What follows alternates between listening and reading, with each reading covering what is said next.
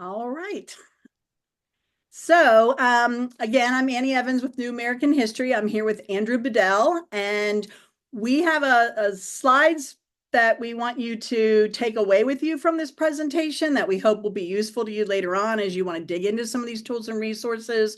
We are not going to go through a slide deck because this is for you to take away using your classroom as you're planning for the year. So I'm going to go out to our live sites and just sort of demonstrate and show you how to navigate. So this is our homepage. We change the content up periodically.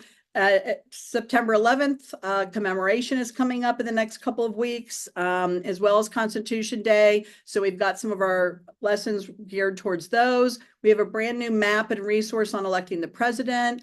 And then there's a video collaboration that we did recently about teaching the truth using maps and various other content. So the navigation to get to everything that we're going to share with you today is kind of along the top here. So you notice as I hover over different tabs, those are going to be highlighted. So the first thing I want to show you is bunk.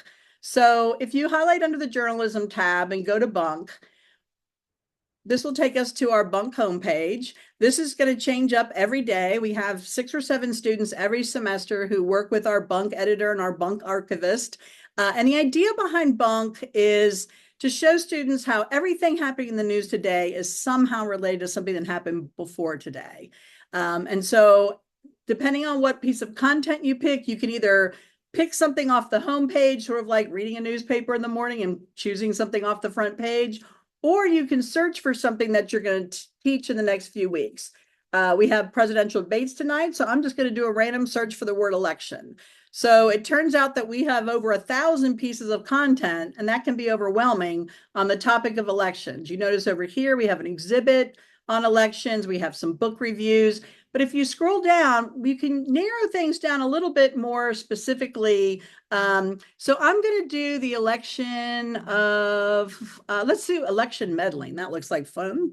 All right, so that narrows our search down. Okay, we've got 56 pieces of content that have something to do with election meddling. So I'm going to go here to the founders knew that foreign influence in U.S. elections was dangerous. And you notice this deck of cards over here. So this is the way we can show students how to make connections. So the excerpt on the left, this actually comes from the Made by History section that used to be in the Washington Post and is now in Time magazine. But it could have been a video, it could have been a podcast, it could have been a digital map or some other digital scholarship tool or resource. It's all kinds of content is mixed in here. When you look at the different types of connections, there are 3 icons here, but there could be as many as 4. We have a variety of different types of connections that students can make, including time, place, person, and key idea. When I click on View Connections, now it's going to compare 2 pieces of content for students. So on the left, you see the original item that we selected about interference in elections. And on the right, you have another piece of content. And in the middle here, it's going to show you the tags that each of these pieces have in common, right? So presidential elections, election meddling, election of 1796. So if you wanted to pick one of those, you could, and then it's going to kind of go down that rabbit hole. This only happens to have 3 pieces of content under that tag. But if I pick something broader like political parties, then there's 108 pieces of content. We also can map out where are people writing interesting or producing interesting content about that topic. And that's what the bunk places or the map is for. So this is going to kind of map out what do we currently have in bunk that relates to this topic. So when you go back to the bunk homepage, in the bottom left corner, it says how bunk works. That's going to show you all the different types of connections that students can make. In the top corner, it's going to show that we have exhibits. Exhibits are collections. We just put this one up about childhood. It's called Kidding Around. And these are hand curated by our bunk editor, Tony Field, and our archivist, Catherine Ostrovsky. But this is sort of a little collection for each of these subtopics. Now, if you don't like the exhibits that we come up with, no worries. You can kind of create your own mini collection, and that's explained here under this tab. So you can put together 3, 4, 5 articles that you want to push out to your students. Or if you have older students, they're allowed to have access to email. They can create their own collection and submit it back to you.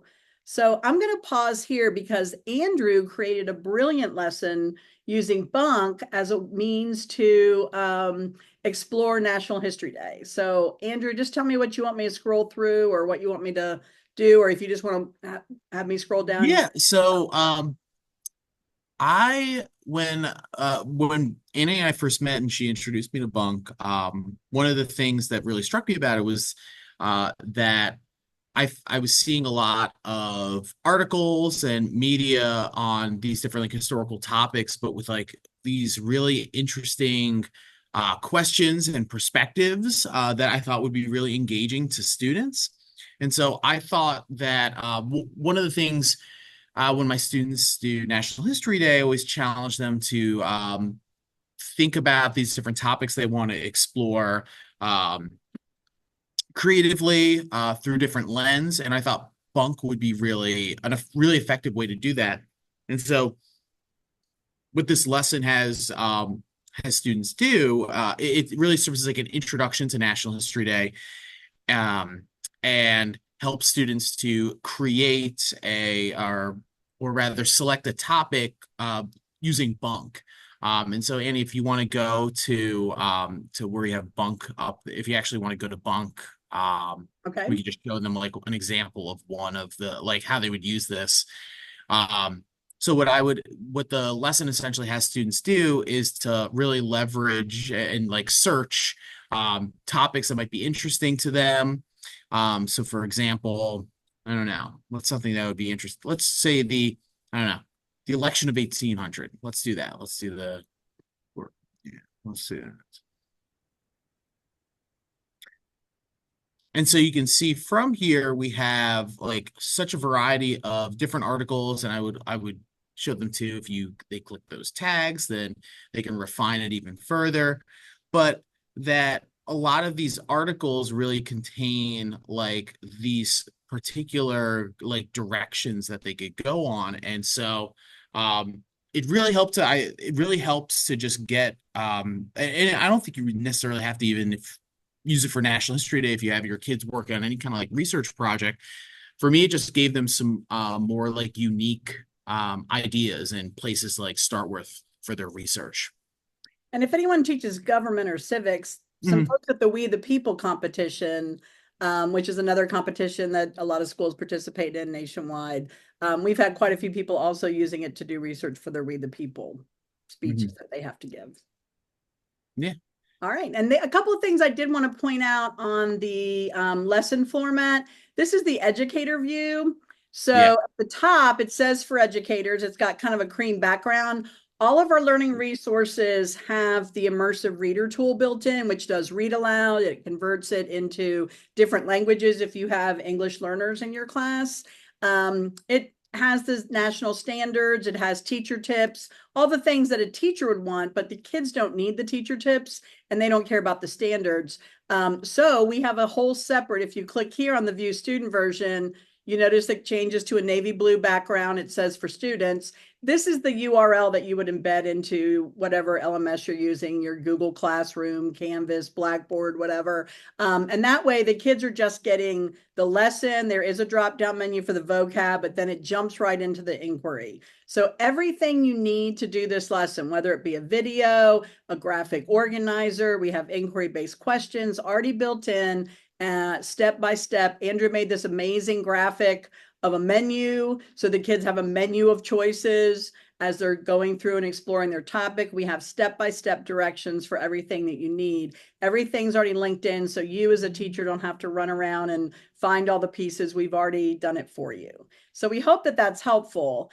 All right. Does anybody have questions? I want to pause there for a moment to see if you have questions for Andrew or me about Bunk. And you can just unmute yourselves. That's fine. Or you can put them in the chat, whatever you feel more comfortable with. We have how many languages does it convert to? Last time I checked, it was 142, but it wouldn't surprise me if they've added a few since then. But when we first installed it, it said it had 142 different languages. So yeah, and I know at our high school in Charlottesville, we had 127 languages spoken. So we were close to maxing that out. Andrew, when have you used this, or like what context would you use this outside of NHD? We're gonna show a resource I developed that leverages the one of the other what do you call it? One of the other facets of New American history. But you talk about like bunk specifically. I do really like it for topic selection. I think I've had them do the collection feature before where they um have a particular like question that they have to answer and they use the collections to like kind to go in and yeah find sources, annotate them with how it connects to or answers that question. And then they would type in, I think they put in my email address, Annie. They would put in If mine. if you want to allow them to make their own, they can put their own email in and then they Yeah, send that's you right. the URL. But if Mhm. your district doesn't allow it, because everybody has different rules, then you can create it as what's called an assignment. So Yes, that's what I'm thinking of. Yes. yeah. So the teacher decides from the get-go before you start. And that the directions are all up here under the collections tab up here. But I just put three things randomly just to kind of show how it works. So let's say you built this collection. You want your kids to analyze, read these three excerpts. You can reorder them. I've had some teachers tell students put this in the order of what you most to least agree with and then annotate why, which is a little bit of a higher level thinking skill. Younger students, they might say like put these, events in chronological order, or put them in order, add something that you found surprising, interesting, or troubling, which is a Harvard Project Zero strategy. So there's lots of different ways you can do it. You can put inquiry-based questions in here, or you can leave it open for the kids and tell them you want them to summarize it or whatever it is that you want them to do. You can add a title, you can put some directions here for your students. Whatever you do, make sure you save. And it's not like a Google Doc. If you close the tab, it's not going to be there. You have to finalize it to get it. But I would finalize it even if you're not done, because you can always go back later and edit it. Once you put it in your name and email, it's going to send you a unique URL. If you're a student and your teacher put it out there as assignment, here's where the kids would click. And instead of putting an email address, if they don't allow that in your school, then they put the code in that you give them. It's going to email that to you when you finish building your collection as an assignment. And again, the directions are up here under collections. What is it between a collection and assignment? But you kind of control if you want them to make it or you want to make it and push it out to them. Any other questions about Bump?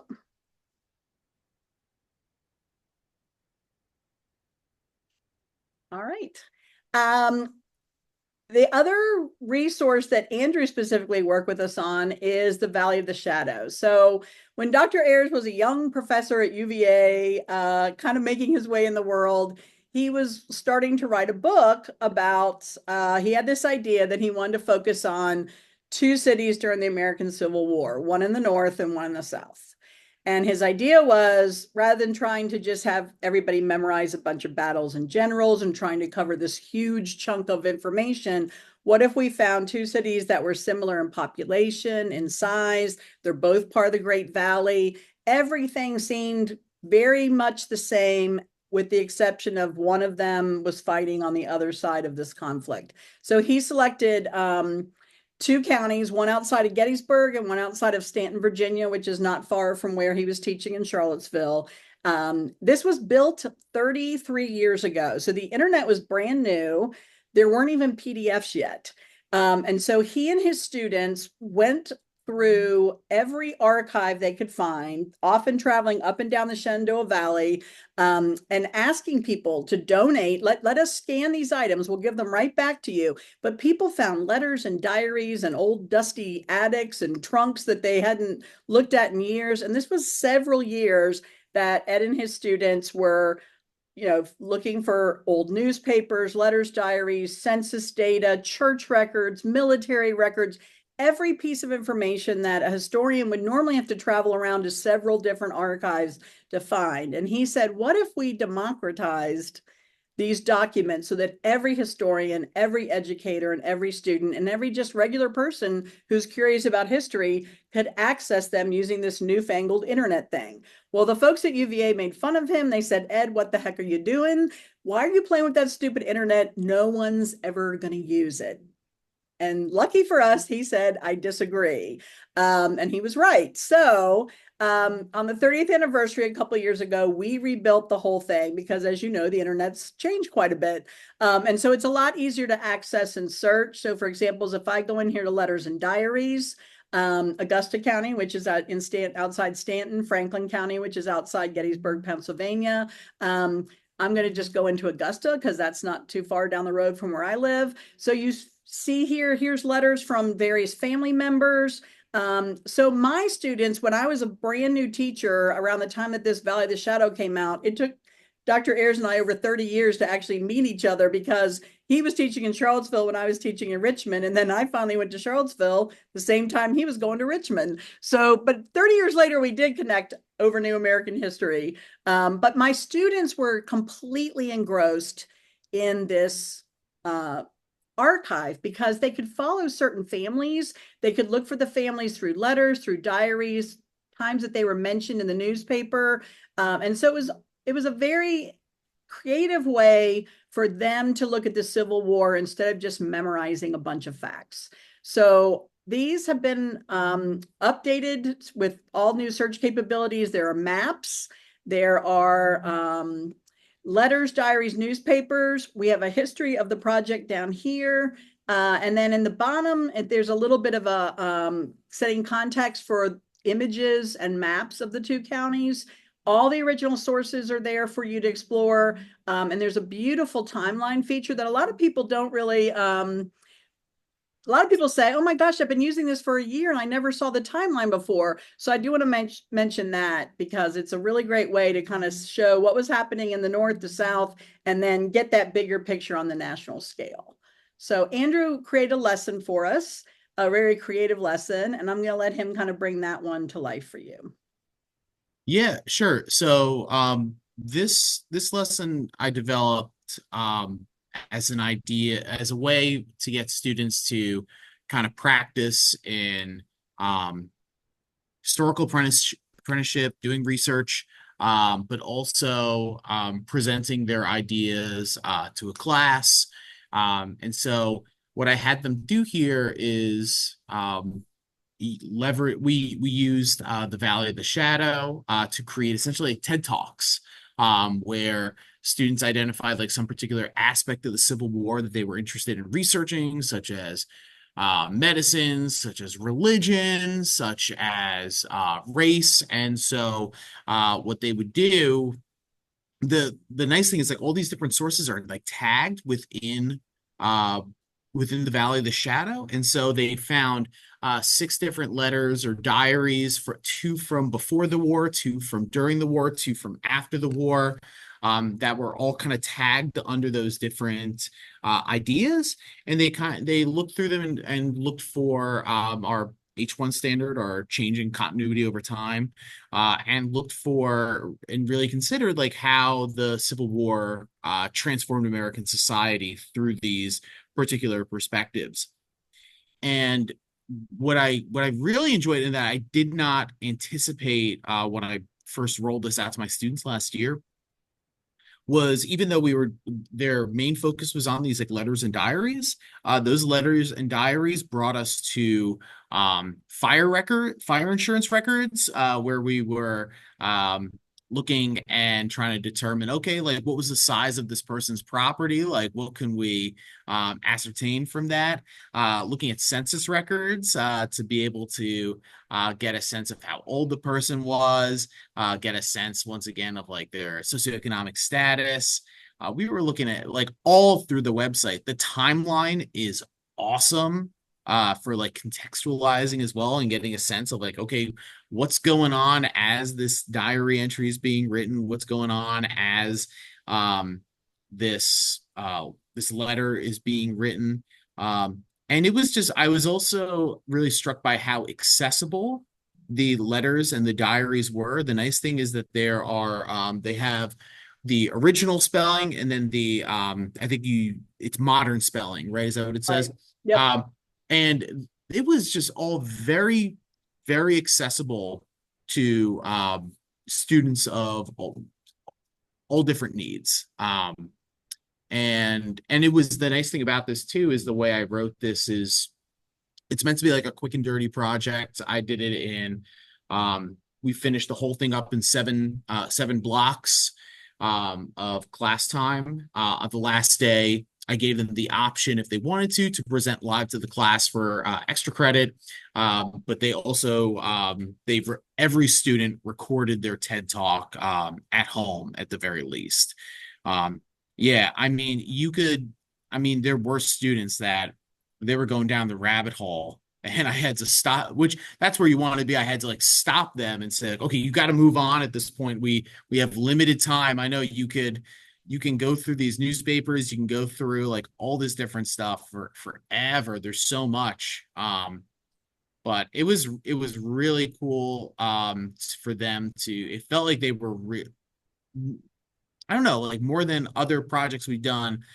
I think it like it really for them, like they were really connecting to that historical process. And as you can see, like over on the right column there, yeah, they looked at records, they looked at um I'm trying to think that some of the insurance Regions claims too. Bureau. Yeah.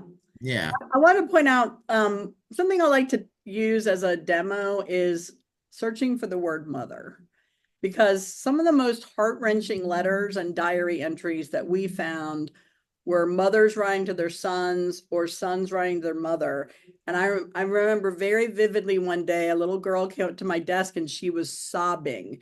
And I said, honey, what's the matter? And she said, so and so died. And I thought she was talking about a family member or a neighbor or something. She was talking about a soldier she'd been following in the valley.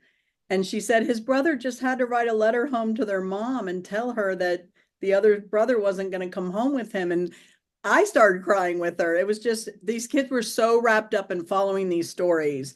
And if I had done just the basic chapter on the Civil War out of the textbook, like my former county wanted me to do, they never would have, made those connections.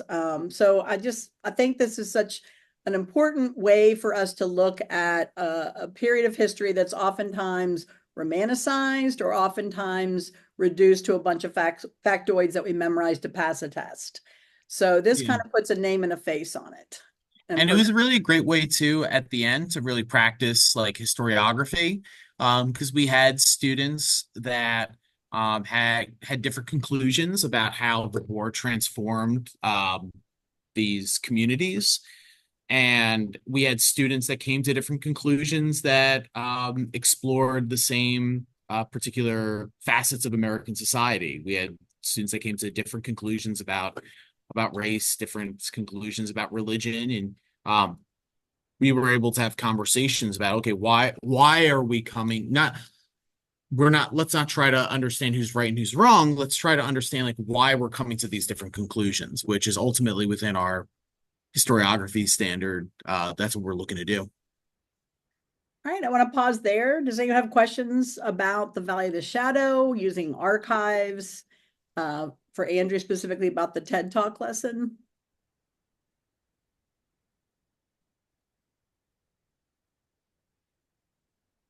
I can't see the chat, Andrew, so you'll have to look at that part for us. Okay. Nothing in there right now. Okay.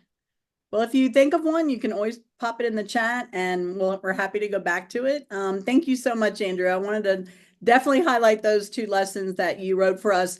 And I also want to put it out there that we hire teachers. I used to call it summer curriculum work, but then when we were all stuck at home for that year and a half during the pandemic, it's just become year-round curriculum work. So teachers like you who are using our tools and resources if you have a lesson that you develop using something that we show you today, or that you dig into this archive, reach out to me and let me know. And we compensate teachers for creating content. So, and we work with you on editing it and all that. It's a collaborative process. I want to point out a couple of other of our other resources. So if we go back to the main homepage, so we've looked at Bunk under the journalism tab, and we've looked at the Valley of the Shadow under the archives tab. Under the audio tab, I don't know if any of you were Backstory listeners, but Backstory is a podcast that Dr. Ayers hosted with 3 or 4 other scholars for about 13 seasons. It started off as a radio show, and then it became a podcast when that became a thing. And this is also a brand new, we have rebuilt all of the archives for Backstory when it ended a couple of years ago. Many teachers reached out and said, "Oh, Dr. Ayers, please tell me you're not going to take that, the archive away." And it was housed at UVA, but they didn't have any dedicated staff to maintain it. So we went ahead and moved it over to New American History. And so these were hour-long episodes. And a lot of times as teachers, we don't have an hour, right? So I used to always have to fast forward through to get to that little piece I wanted. So I said to Dr. Ayers, when we decided to move it over to our server, I said, could we also segment it so that teachers can just get that little chunk they need? Most episodes had 3 or 4 different parts to it. And so I'm just going to do a search for Charlottesville, which is, I live outside of Charlottesville, Virginia. So just searching for a topic similar to what we do with Bunk. Here's all the full episodes and individual segments that have anything to do mentioning Charlottesville, Virginia. We just last month had the anniversary of the Unite the Right rally, which was a pivotal moment in our town's history. And so here is a full hour episode that was done literally the day after the Unite the Right rally. They did a special episode just to sort of address what had just happened. And then they did a year after the Unite the Right rally, they did a looking back and how it kind of changed not just Charlottesville, but also the American dialogue over race and memory, historical memory. So really interesting segments on a variety of topics. I didn't try this before, but let's see if we put Delaware in, if anything happens to pop up. I don't know. It does not. Okay. Well, we'll have to get some content in there next time. All right. So I just want to mention that under the audio tag, because there's a lot of great segments in the Backstory archive. A lot of teachers will have kids use them by, instead of homework, they'll assign them to listen to a segment and be ready to discuss it in class, sort of a flipped classroom idea.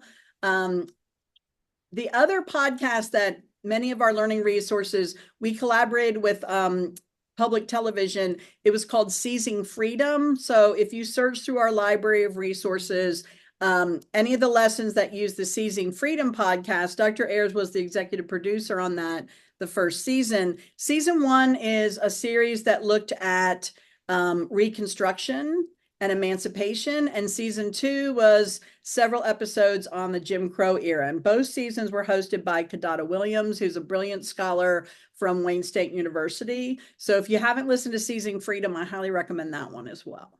Under video content, Dr. Ayers hosted a show called The Future of America's Past. It was on for 2.5 seasons because, of course, COVID intervened. But the first 2 seasons, there were 4 half-hour episodes each year on a variety of topics. And then we had what we called pandemic shorts, which were, obviously we couldn't go out and film live on location. So these are under the extras tab.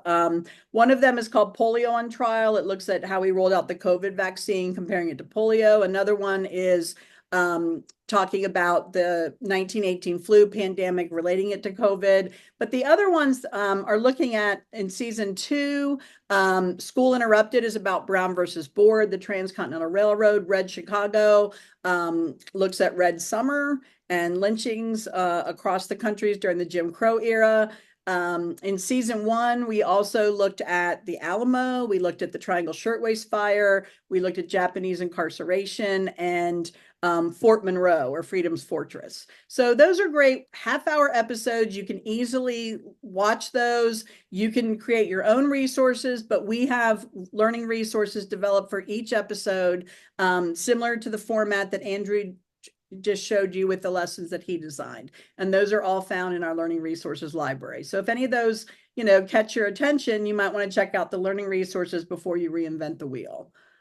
All right, so we've looked at video content, audio content. Under the journalism tab, we've looked at Bunk.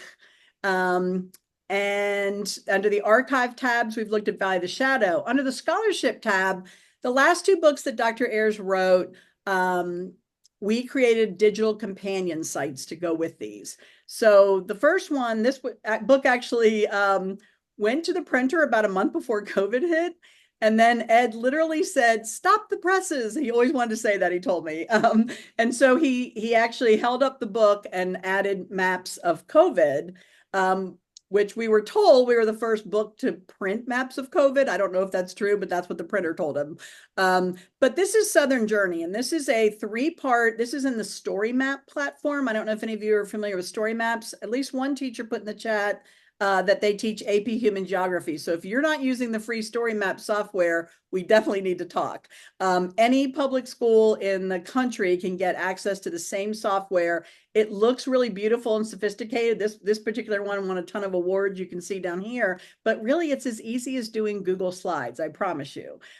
So this is a 3-part collection looking at migration patterns across the American South from 1790 to 2020, which is the year the book came out. And so I'm just going to kind of dig in and show you one of those. So with Story Map platform, you can add images, text, audio, video content, and of course, maps. So as you scroll through, you can add just plain maps, images, or with the software, you can actually animate it. So as you are scrolling through, you'll notice the map changing. So this is comparing black and white population decade by decade as you go through. Blue is where people were leaving, and the copper color is where they're moving towards. So you can have some really interesting discussions with your students about why were people leaving the coastal areas? Why were people moving inland? And as you notice, as time goes through, they've got all these cool bells and whistles built in that you can do. These are a slider tool to do a 1-by-1 comparison. But as you notice, as time goes through, more and more people are moving down towards New Orleans, because we realize blue, where people are leaving, we've ruined the tobacco crop, right? We have not taken care of the soil. Tobacco is no longer viably a cash crop like it was in the earlier part of the American agricultural history. And so now it's all about cotton and sugar. So people are moving inland.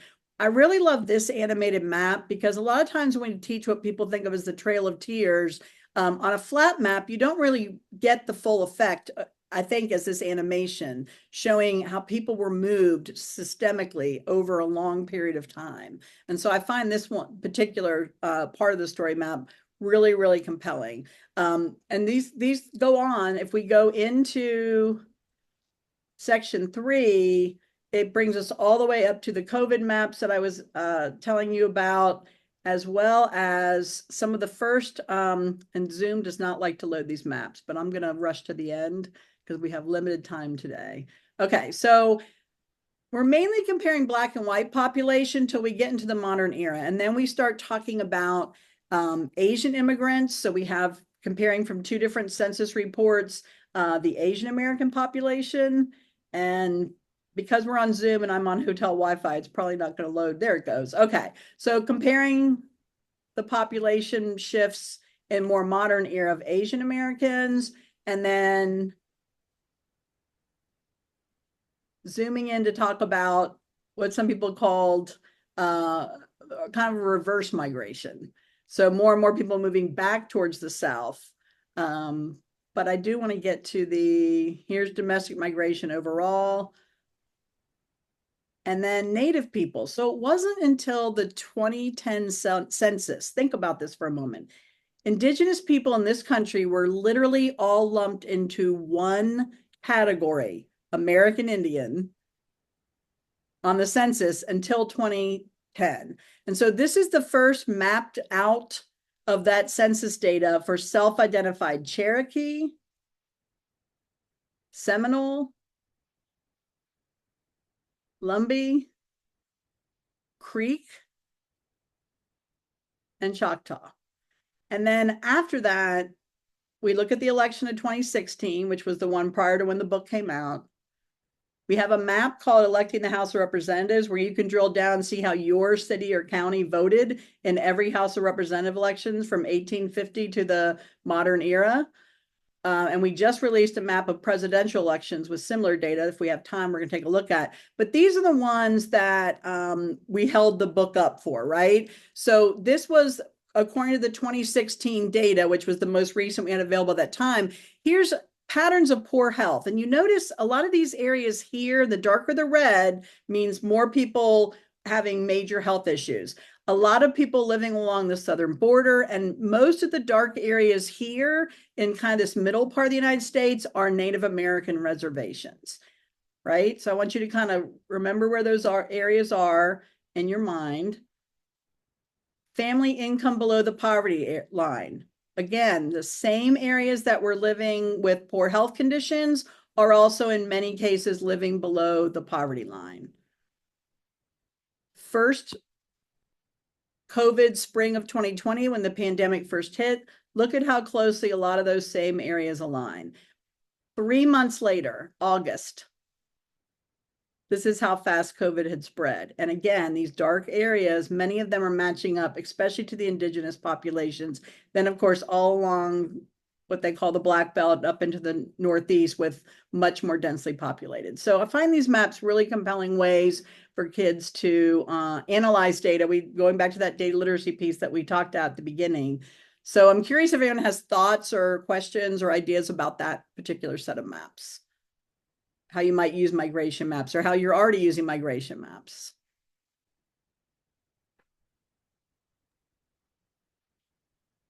Matthew had a comment in the chat. I do a lesson similar with Pop Ed, but I like that this ties history into the concepts of my migration unit for AP as well.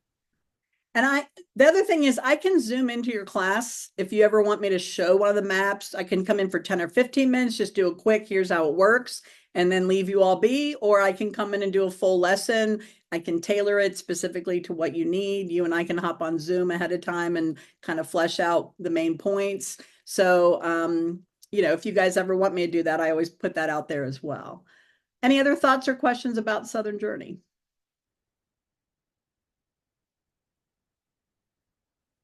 All right. So going back to New American History, the other resource, the book that Ed was still in the process of writing when we met Andrew is American Vision. So it's been out for about a year. The paperback comes out sometime this month. This is a book that Ed recently wrote that looks at the United States from 1800 to 1860. And his premise of the book is, right now, the America 250 stuff, everybody's talking about this big anniversary coming up in 2026. But what he contends is it's not just 1776, right? Really, the nation forms, for the most part, in this pivotal time, the first half of the 19th century. So one thing he provides, which is just a gift, is every single primary source that he used to research the book is handed to us as teachers on a silver platter, already linked out to those original sources, chapter by chapter. So I have a friend who teaches AP US history in Chicago. She used these primary sources all last year as she was teaching her AP curriculum, and she aligned it to all the different various AP standards. And so it's going to link out to things like the Internet Archive or other resources for primary sources. So the kids, and again, here's this data literacy piece, just like we did a keyword search for mother on Valley of the Shadow, I can do a keyword search for the word mother in the text, and it's going to, if that word's in there, it's going to, every instance that word, look how fast that was, it's going to take you specifically to that section of the book. So your students can kind of analyze and read excerpts where all these different people were writing about certain topics. So it has the audio built in, just like our website does. You can change your view. They can zoom in if you want to take a closer look. So all of that is already done for you with the primary sources. for every single source used in the book, which that right there would have been awesome, right? But Ed is an overachiever. And so the next thing he said, his daughter's a beautiful filmmaker. She and her husband produce amazing documentaries. They did a film a couple of years ago, how the monuments came down, looking at the debate about removing Confederate monuments. These are 5 1-minute videos, 1 minute, but they are so beautiful that look at different aspects of this time. So I don't know if Zoom is going to cooperate, but I'm going to try and share one of them with you. Hopefully Zoom will be able to keep up.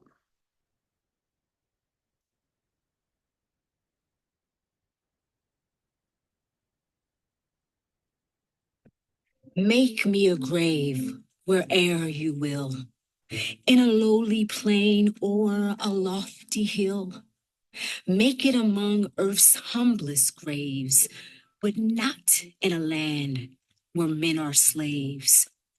I'd shudder and start if I heard the bay of bloodhounds seizing their human prey, and I heard the captive plead in vain as they bound afresh his galling chain.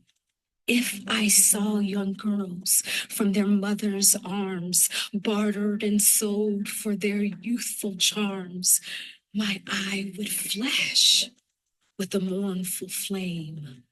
I ask no monument, proud and high, to arrest the gaze of the passers-by. All that my yearning spirit craves is bury me not in a land of slaves.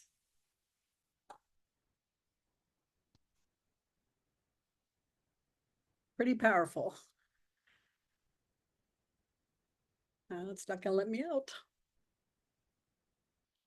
Okay, there we go.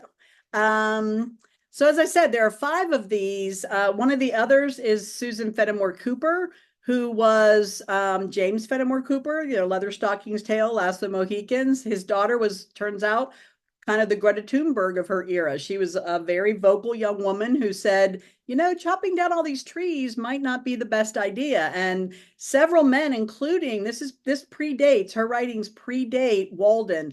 Thoreau took notice of her work, as did Emerson. One of the videos is on Ralph Waldo Emerson. Another is on black voting rights. And the last one is William Apess, who was a Native American mixed race, later became a Methodist minister and an abolitionist. So each of those quick vignettes, you can pop that into a lesson, or we have learning resources. There'll be a Frances Fenimore Cooper one coming out, Susan Fenimore Cooper one coming out soon. We already have one on Frances Ellen Watkins, and the others are in the queue. So those are the videos. Any thoughts on those? Anybody have any reaction to it, or how you might use something? I find that first one just so beautiful, a different way to look at poetry. But anybody else have different ways that you're incorporating short video in that way that you want to share in the chat, or unmute yourself? I have used these, and they were super effective, and they're so short, so it's really easy to just slide them in. And I've used the website in general, the American Visions website, for students when we were looking at issues like around the Second Great Awakening, and so it's super user friendly, and like the design's kind of slick, so students like that. Yeah. And just like we looked at the story map for Southern Journey, we built story maps for each chapter of the book. So I mentioned my friend Jenny, who was using the AP Human curriculum, the AP History curriculum, using the primary sources, but then she also used these story maps that we created so that the students could kind of follow along as they were reading, as they were looking at the primary sources. Then they could also go and get more information about some of the people or events or topics, including Dr. Ayers took a trip for about 2.5 years, not all at once, but off and on for about 2.5 years as he was researching the book. His wife, who is a saint, literally, she drove around an RV with him, and they visited 61 different historical sites where he documented how is this history being told in the modern era. And what I found the most interesting about each of these individual travelogue entries was how are people kind of receiving it. And so you have a couple of different ways. You can explore the travelogue series. It's posted on our Medium channel, and those are all linked in the appropriate sections of these story maps for each chapter of the book.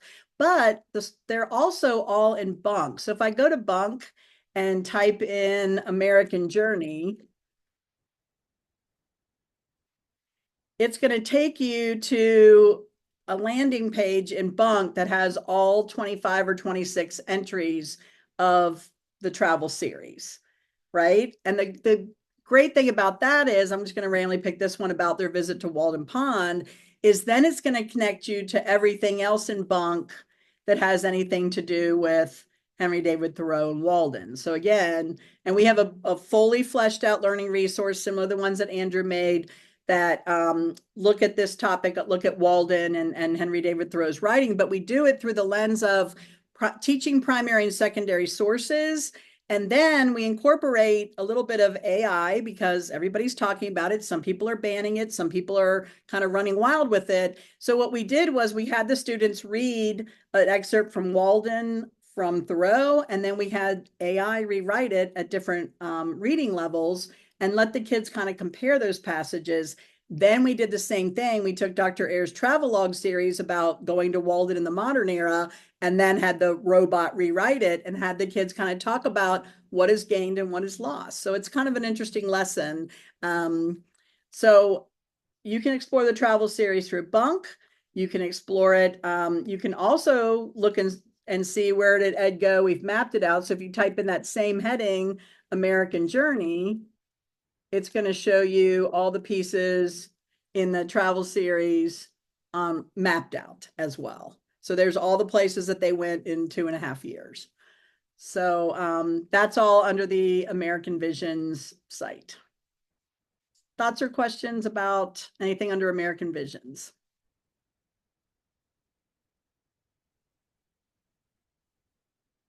And I couldn't see who was saying that they had been using this.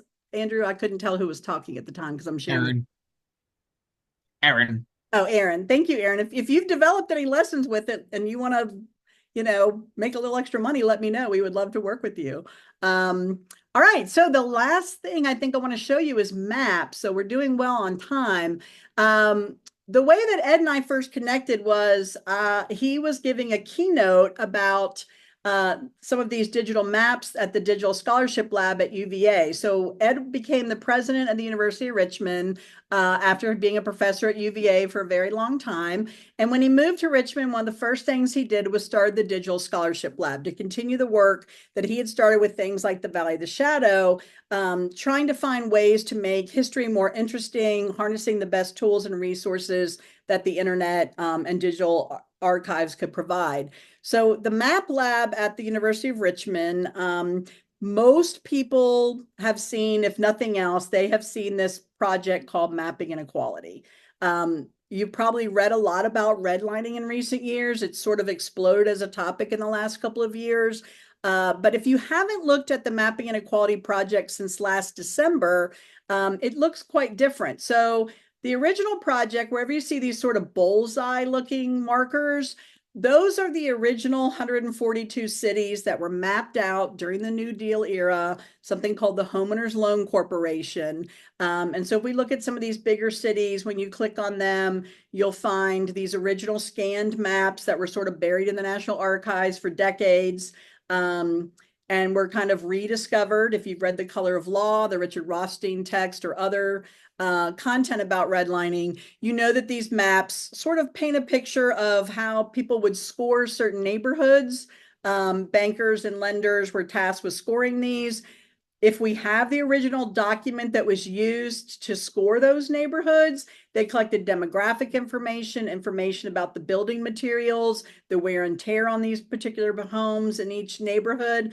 But what I find most compelling are the annotations at the bottom, the descriptions. This is sort of, why did people score certain neighborhoods the best, or pretty good, or declining, or quote unquote hazardous? And so having kids dig into these primary source documents and comparing them to the data on the map was what we had for the original cities. But in December, Since the map project came out about close to 7 years ago now, we had many people telling us, hey, my city or town's not on your map, but we know this nonsense went on. And so some people have begun digging into redlining type policies that are at the state and local level. So we went ahead and added 100 additional cities in the past year. If people could show us that they had local or state maps that were developed, and some of them followed the categories and some of them kind of made their own categories. The other thing we added, though, is we also hired scholars. We put a call out across the country. If you would like to help contextualize your particular city, since you're an expert on, your city, so we hired scholars across the country to kind of bring the map to life with these essays, which I find to be very, very wonderful addition to the map. So for over 70 cities now, we don't have them from all of them, but we're still working on it. So the scholars on the left, you can see they embedded images, they embedded text. In some cases, they embedded smaller historical maps, and everything is geolocated. So if they're talking about a particular neighborhood, when you click on that in the essay, it's going to zoom in and show the student exactly what part of the city that they're talking about. So I find this very similar to what we saw with the Internet Archive, where kids can really zoom in. And so you're improving their reading scores, you're improving their data literacy scores, you're improving their critical thinking, their analysis, and analyzing data. So I'm going to pause there for a moment. Thoughts on has anyone already used the Mapping Inequality Project or used the map? I'm going to show you just to compare. Here's a city, Rapid City, South Dakota, that was not on the original. So you can see here, they literally just took a magic marker and wrote good residential, fair residential, best residential. So they didn't even necessarily use the same color coding. This one only had 3, on their particular local version of a redlining map. But if we go back out to the map, pick a different local city that was added more recently that, Boone, Iowa. They actually colored theirs, and it looks like with crayon or colored pencil, right? But it was similar policies. They did use the same color coding system as the whole. So I just find that fascinating. Of course, these don't have the scan documents because these were done at the state or local level, but anyone have thoughts on using these maps? Or have you used them? I just did do a research project using them man, that was how long ago was that? Maybe like 5 years ago, and it was really good. She leveraged the different maps in her presentation too, and the class really enjoyed it. Yeah, and I looked, there were none in Delaware, and no one submitted any at the local or state level for Delaware. But here's my issue, and if you look in Bunk, Bunk has hundreds of articles have been written on, especially in the last couple of years alone. It's just sort of become a buzzword. So if I type in redlining in Bunk, you're going to get, there's 127 pieces of content. We have an exhibit we created on housing injustice that relates to it. This is a great original piece that one of our colleagues, Julian Hayter, wrote, talking about redlining is only part of the story. And he links in lots of different excerpts and kind of contextualizes those. So that's a great place to start. All of the learning resources that we have created around this map and other maps, we have another map that kind of takes us into the next couple of decades on urban renewal. And then we have ones that look in the modern era, sort of where are they now, looking at the redlining maps, and then comparing it to what is the current property value of those neighborhoods now. And those maps are all linked. There's new essays about topics like public health data, looking at people living in formerly red and yellow neighborhoods and the impact on the medical conditions that they have.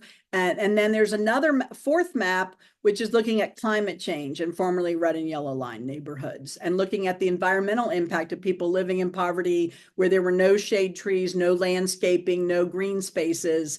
And so it's just, you know, we continue to find new ways that people are using the data from this original set of maps and exploring it in a variety of different ways. So if you look under the teaching about redlining, all of the lessons that we've already created for each of those 4 maps, we usually have a general ed and an AP version of each one in many cases, so that depending on what level you're teaching, your students can kind of dig into the maps and the other related content.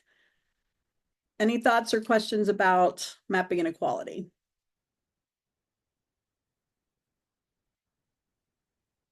All right, I want to show you just a couple other maps. We have tons of maps, but I know we're not going to get to all of them. They're all found under that Maps tab on the home page.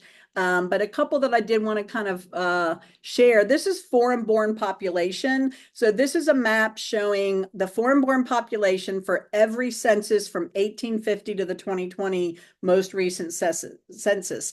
I use Sussex County, Delaware. I just randomly picked one of your counties there in Delaware because I didn't know where in Delaware everybody was coming from today. So this is showing in the 2020 census, the largest foreign-born population in Sussex County was Guatemala, followed by Mexico, Haiti, and the United Kingdom and Canada. But if we go back, say, if you look at you can type in your county or city here, and then this slider tool on the bottom, if we go back to the 2000 census, you can kind of see over time how your foreign-born population has changed.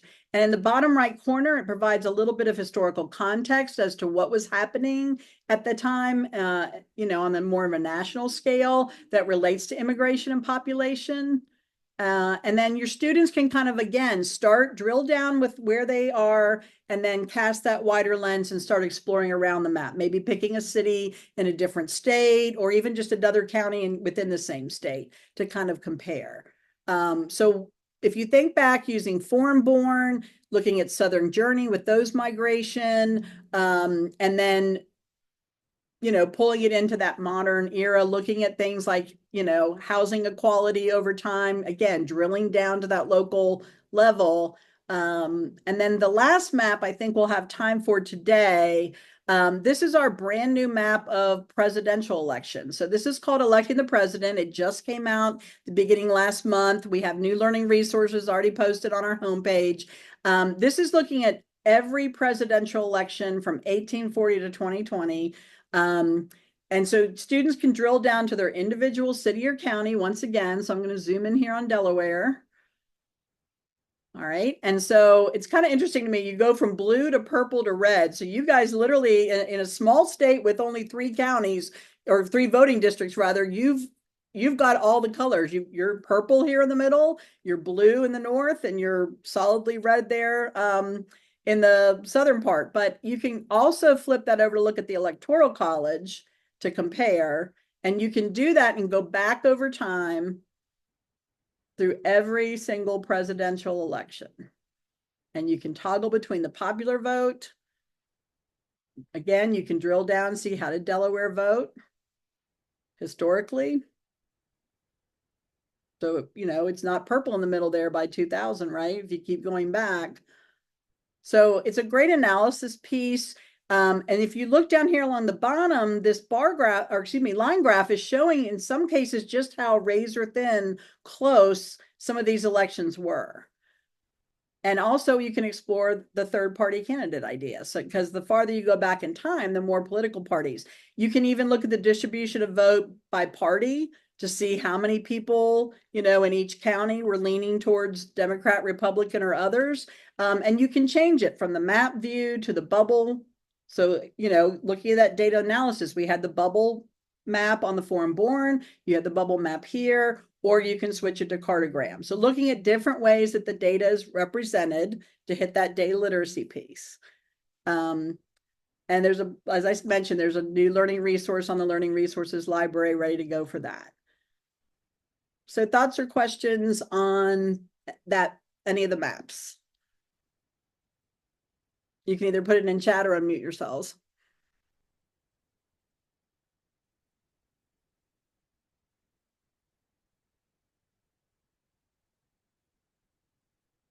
You still with me, Andrew? Oh yeah, I'm here. Okay, just making sure. Okay.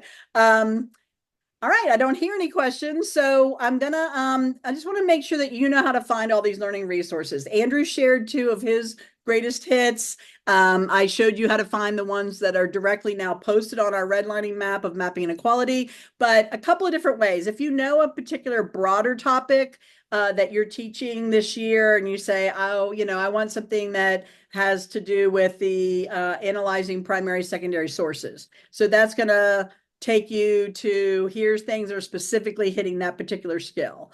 Or you may want to go in and do a keyword search. So I'm going to type in redlining. And so that's going to take you to all of the learning resources that touch on anything about that particular topic. So a couple of different ways. You can also look by strategy. So you could say, or reading level, or what is age appropriate. So you could put in the grade level, but you might say, my kids need a little more work on collaboration. So anything that's got these different collaboration strategies embedded in it is going to pop up. So lots of different ways to search for content. And we're constantly adding more, and we're always looking for teachers that might want to contribute, that develop their own lessons using any of these tools or resources that we shared today. So I'm going to stop sharing because we've only got a few minutes left. I want to make sure everybody got the slides. So if anybody came in late, Andrew, can you pop the slide deck link back in there? And also, don't forget your attendance is on the last slide. So you've got to get the slide deck so you can get credit for being here today. But I hope you found at least one thing that you thought, oh, I want to look at that again later when this lady stops talking. Or if anybody had any questions or thoughts, or I think I might use this or that tool, or I might try this map, or I might try this, archive. Any just general thoughts on anything that we looked at today?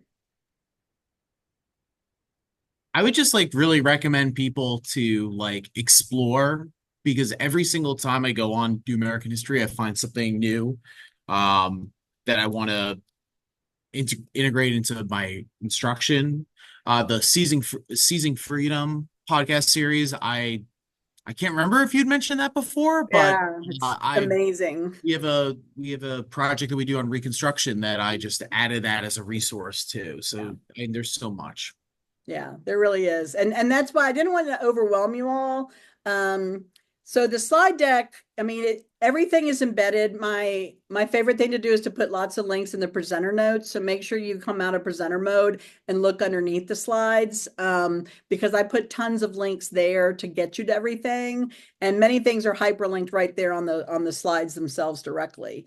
So I want to make sure that you always know how to find everything. And again, you can also always email me and ask me, I can pop in on Zoom with you during your planning, or if you guys have PLCs and the whole department's meeting and planning, or if you want me to Zoom in with, sometimes we'll have the whole ninth grade, like all the ninth grade classes in a high school Zoom in at one time, and I'll share a map or a resource or how to use Bunk. And so then the whole, department is using it at one time. So whatever would be most helpful, we just want these tools to be useful to all of you.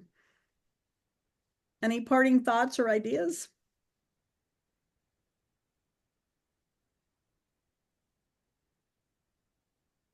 All right, well, I really appreciate your time. I'm going to go ahead and stop recording before I forget.